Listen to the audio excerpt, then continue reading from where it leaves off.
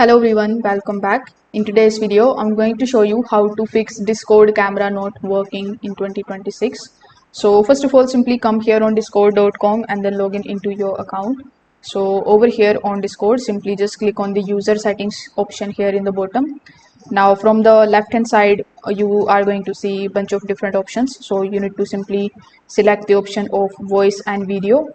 Now over here you need to scroll down and then look for the option of the video settings. So here you can check the camera option. So you can select the option of webcam you actually want to use.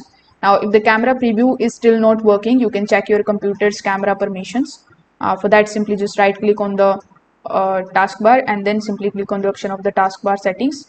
Over here among the given options, click on the option of privacy and security, and here you will be shown the option of camera. So you need to click on that and make sure that the camera access and let desktop apps access your camera should be turned on.